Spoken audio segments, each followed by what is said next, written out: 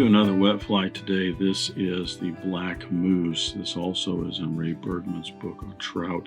I ran across this on the Global Fly Fishers website and just thought it was a great little fly. I like the colors of it for one. It's nice and bright. I like working with the Guinea, which I think is a nice contrast to it. Interesting thing about this fly, you don't run into a lot of wet flies that don't have any rib on them or a throat. There's no throat on this. However, I think if you wanted to have a little bit of fun and put a rib in and potentially a purple throat or something like that, it would be interesting to see how it would turn out and if it would be more effective. Fun fly to tie. This is the black moose. And I'll go ahead and get started.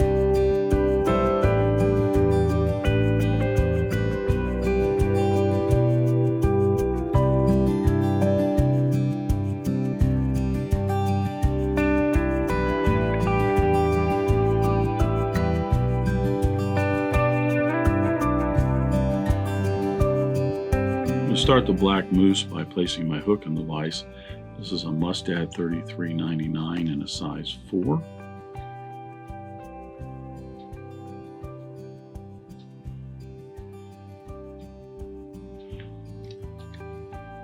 I'm going to debarb the hook and attach my thread. Because this has a black body to it, of floss, I don't have to worry about darkening up any floss body by using a black thread. This is a Danville 6/0 in black. So I can go ahead and just start with a black thread on this. Attach it behind the eye of the hook and advance it down, getting a nice base layer of thread to just past the point of the hook.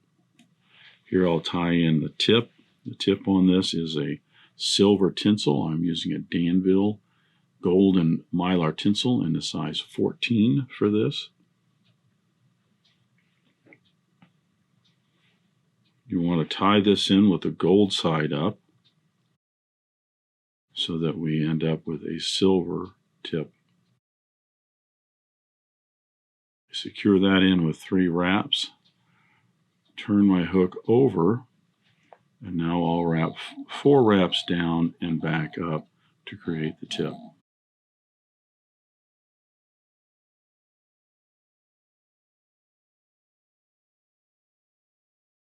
Black moose calls for a green tail. You could use a goose shoulder if you want.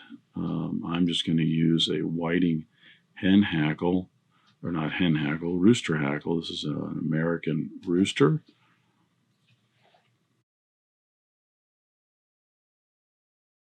This is a whiting American rooster hackle in a Highlander green. It's kind of a nice bright green. Stripping away the fluff, I just want to have the nice longer hackle fibers right here to make a tail with. And I'm going to separate out maybe about 1/4 of an inch along the rachis. Get those tips perpendicular and then peel those away. And then I can tie those in about a shank length long for my tail.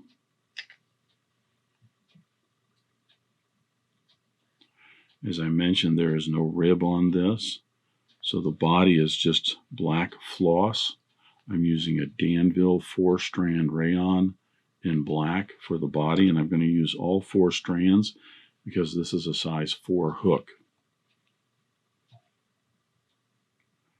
I'm going to secure that in with the ends just the length of the body. Put a little bit more wax on my thread,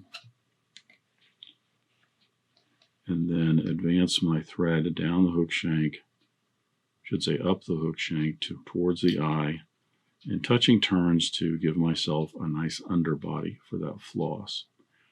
I'm going to end up with my thread a little bit closer to the eye than I normally would because the black moose has no throat on it. After putting in the body, the only material to tie in is the wing.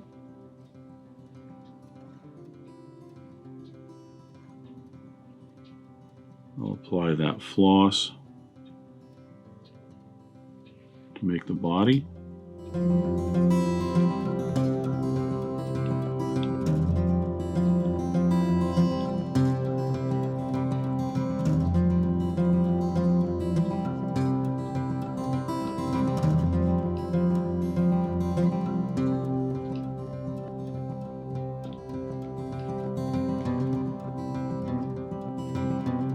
Secure that in, and notice that I am fairly close to the eye of the hook.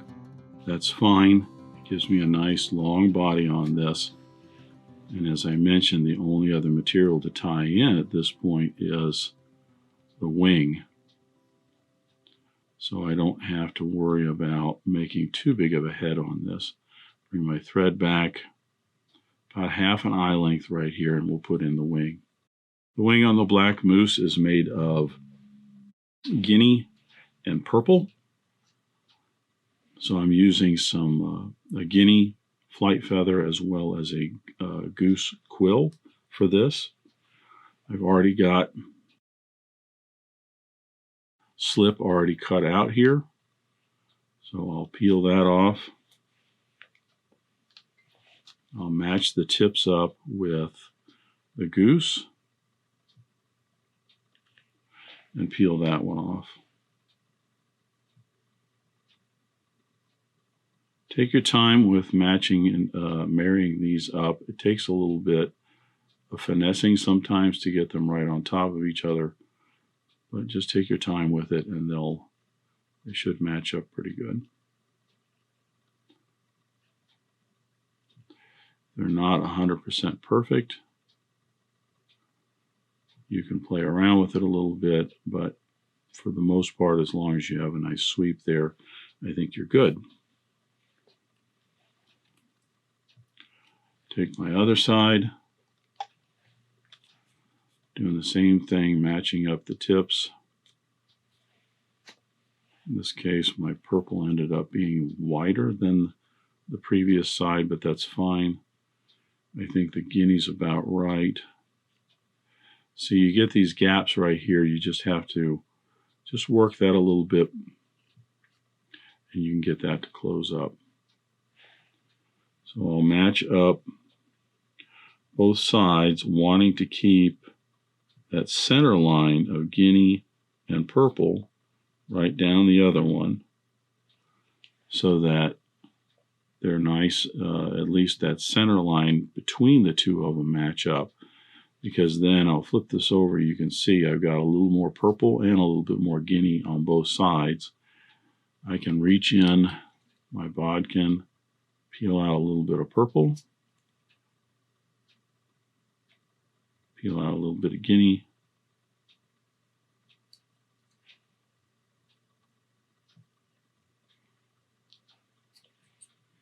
now I have both of those evened up very nicely. Set these on top of the hook shank so that the tips are about halfway down the tail.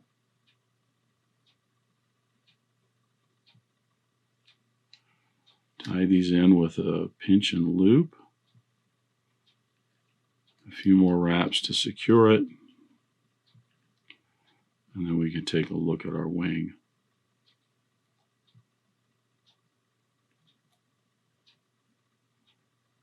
Now I've got one. Actually, that's pretty good. They matched up pretty good. Nice and even there.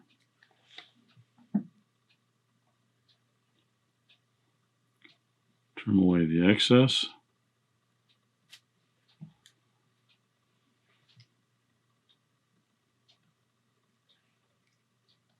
Got one side of that that's just a little bit cocking out a little bit higher than the other. And I got one little barb that broke here.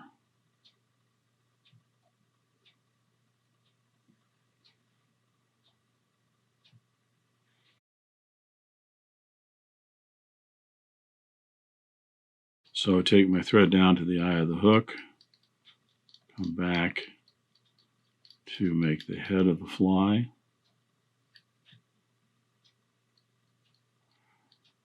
This allows us to just have a little bit smaller head on it than maybe we normally would.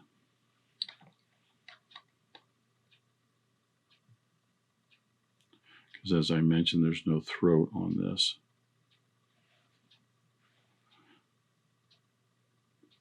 You got 2 or 3 barbs here that did not get caught in.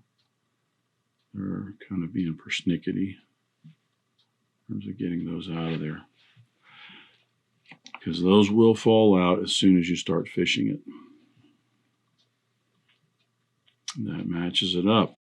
So I'm going to flatten my thread, put in my whip finish, some head cement and some lacquer thinner, lacquer thinner, some black lacquer to finish the head off.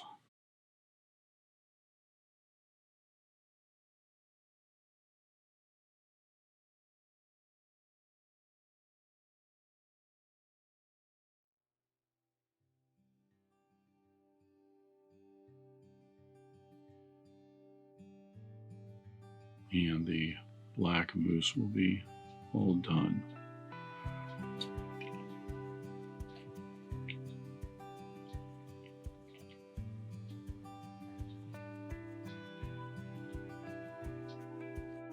So I'll come back in a minute and put a couple coats of black lacquer on that. The black moose I thought was just a fun and interesting fly. I love the colors on this, the purple and the green, as well as the Guinea. I like working with the Guinea hackles. But I just thought it was kind of an interesting fly to do. Guinea takes a little bit of getting used to working with that goose because it's just a little bit more delicate. Keeping in mind, if this is a fishing fly, this is going to be cast out in the water and run through the water, so a lot of this will all split up and break up, and that's fine because what you're looking for is more of the colors in the profile than anything else. So but that is the black moose, and I hope you enjoyed that. Thanks for joining me at Devise today. I hope you learned at least a new pattern, if not a new technique, maybe a tip or trick here and there. If you have any questions about this fly or any of the techniques used in constructing this pattern, please leave them in the comments section down below. If you go to the trouble to ask a question, I'll go to the trouble to answer it. If you'd like to help dressed irons, please share this video with your friends and anybody you think that might enjoy this pattern. Until next time, remember, it's fly tying. If you're not having fun, then you're doing it wrong.